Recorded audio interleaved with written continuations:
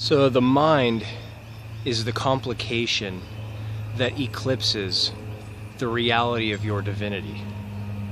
Thoughts, memorizing thoughts, remembering scriptures, storing more information in your head, downloading more information, more thoughts into your brain, blocks the realization of the divine as and in and as everything.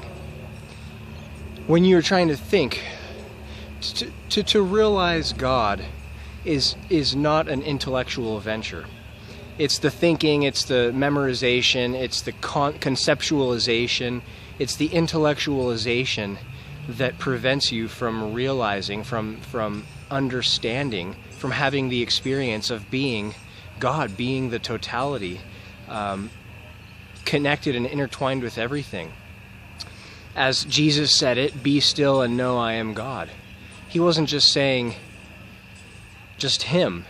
Once you be still or silent the mind or take a step back from the mind, be still and feel your godliness.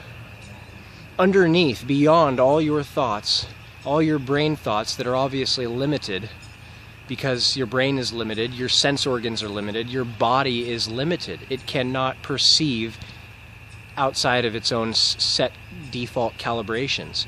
Psychedelic and theogenic plants help to open doors to expand the consciousness, but that's still very limited compared to the totality, because the totality is all-encompassing. There's no individuation, there's no division, there's no separateness, there's no people, places, or things. Those are divisions emanated by the divine mind for the purpose of duality, for experience, for the drama of devising itself into an infinite amount of individual forms that can relate, that to project relativity, contrast, so that it can experience itself. So the mind is the complication that eclipses the reality of your godliness. To memorize things, I can't stress this enough. Stress isn't a good word. I can't portray this enough. That to follow a religion, I mean, people follow the predominant religion of their nation, of their location, of their region, like sheep, and they regurgitate, they recite the words of dead people like parrots. And you can never know yourself and know your innate core, your innate essence, by repeating the words of other people and following religious constructs. It's cultism. Religion is just societally accepted cultism. And it prevents your own critical thinking, your own creativity, self-expression, expansion, and growth.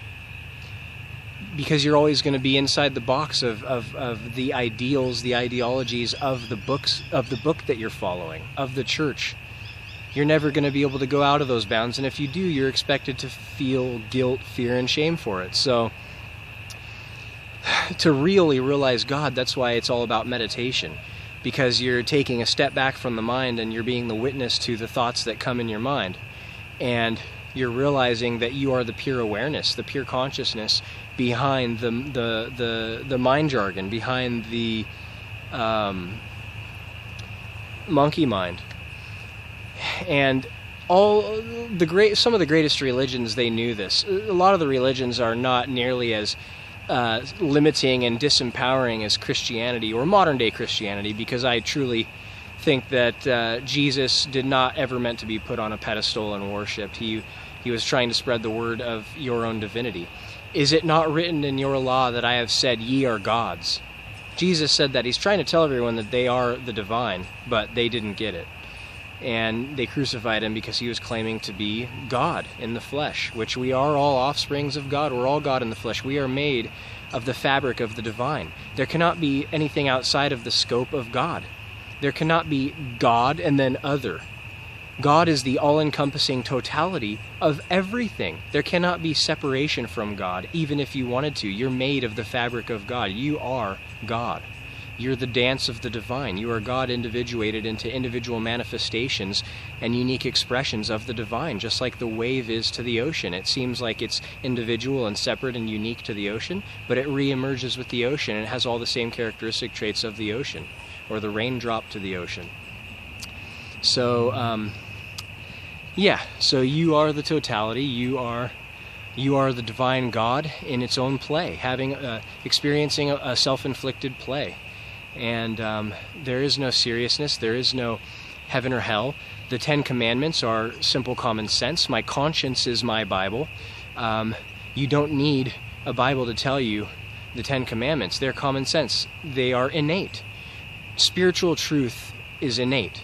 And if you are not born with your religious scriptures ingrained into your psyche when you come out of your mother's womb, then it's bullshit, it's hogwash.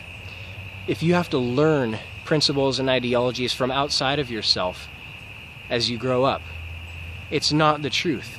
Spiritual truth is innate, it comes from within, and once you take a step back from your mental ideologies and your intellectualization, which here in the West especially, we've been taught that intellect and mind and memory and learning and downloading information is the important and is what we need to be doing. But in the East it's different. The religions like Hinduism and Buddhism and Sufism and the Taoists, these organizations, these people, they realize that God is everything, that you are God. And not speaking of you as your individuated ego, but you, the core essence of what you are, is God dreaming of your individual ego. So yeah, the Buddhists, the Hindus, the Taoists, the Sufis, many people understood this principle. Christianity is behind these, because Christianity teaches you that you need to go through a middleman to get to God, Jesus. You need to go through Jesus to get to the Father. That you can't get there through your own innate truth. You can't be connected with God by yourself. You need a middleman to take you there. You need scriptural memorizations and permission through someone else, something else, an outside deity from yourself. The sun's going down and it's a beautiful evening.